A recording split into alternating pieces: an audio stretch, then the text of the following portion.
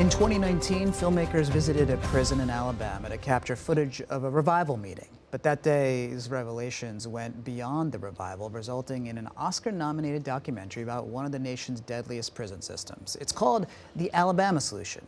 Here's a bit of the trailer. We had record numbers of people leaving out of here in body bags. They don't want the public to see what's really going on the inside. How can a journalist go into a war zone but can't go into a prison in the United States of America? The state is settling one lawsuit after another. There's no consequences for their actions.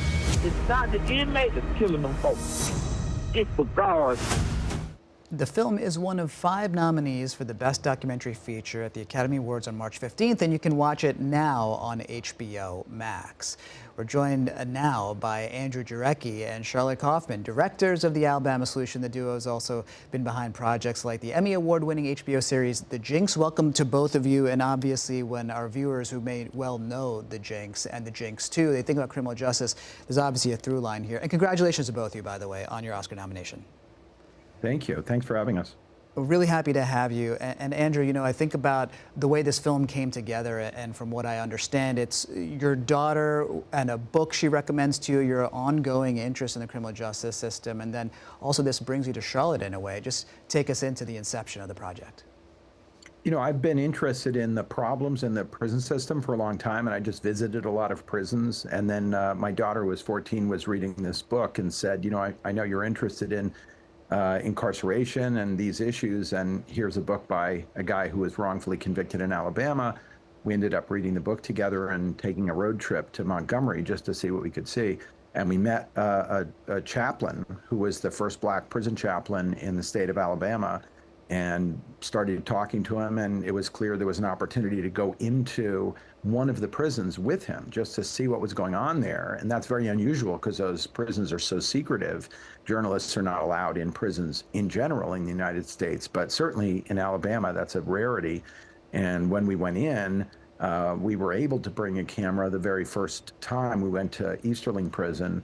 And very quickly, the men were calling us aside and saying, look, the stuff that they're showing you in here is not what's really going on. If you want to delve into this, there are some terrible things happening here. And it was after, you know, we get a little nosy, they kick us out and say, you know, you're filming too much. We don't want you talking to those men. And after that is when we found that there were men inside who had contraband cell phones, and that became our way in.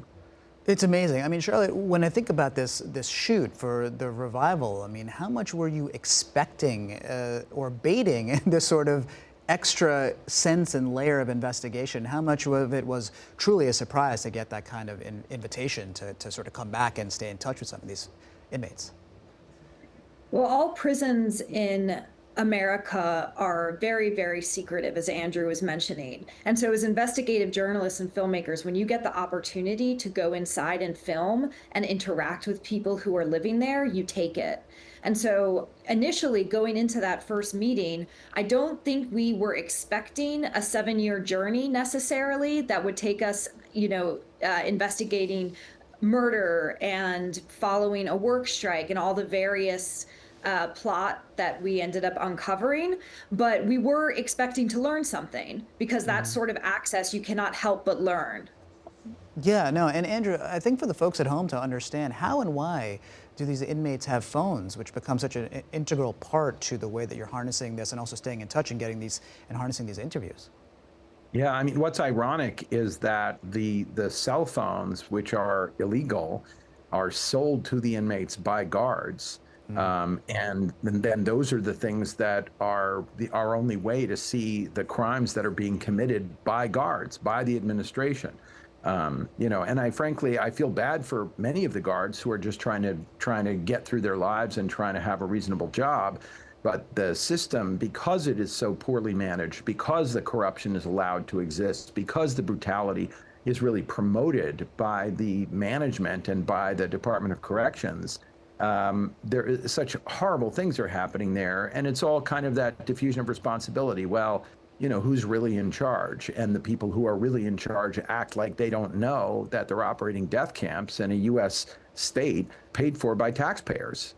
Yeah, I mean, the media can't access these prisons. In fact, the Supreme Court essentially says that these wardens can deny access for the grounds of security, which makes it such that, as you say, it's almost impenetrable to the outside, which allows some of these conditions and fosters these conditions. Charlotte, just talk a little bit about building trust then with these inmates, and also just this conversation about, obviously, you're concerned about their well-being, and they're undergoing so much, so I don't know how much they felt like they had to lose in talking to you, but just talk through that process.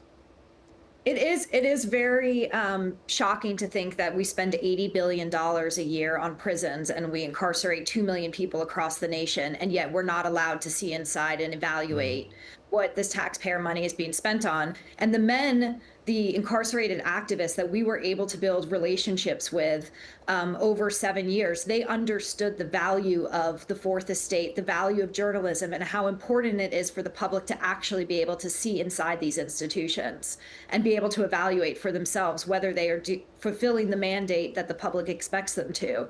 And so, they've been using phones since around 2013, when the cell phones first came into the prison system, understanding that this was one of the only tools for accountability and transparency available.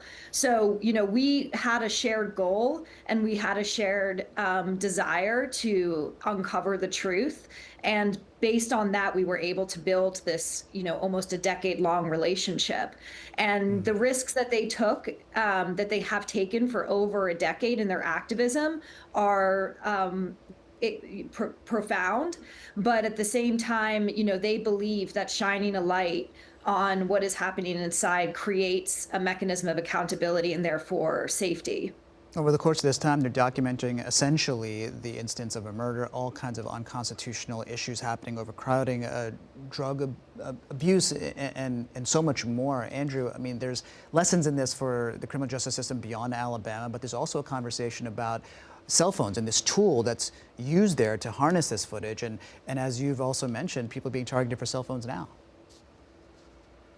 Well, there's no question that this is part of the national conversation, and to the extent that this film can help it be part of the national conversation, we want to promote it, and we want to have as many people see it as possible.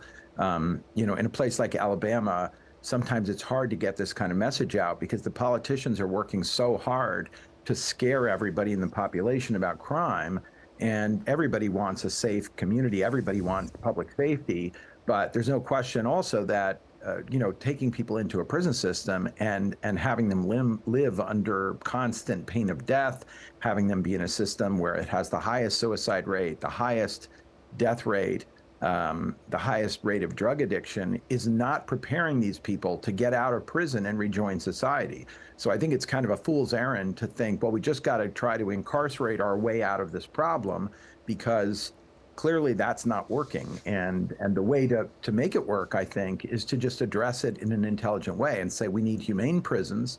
There's a reason for the Constitution.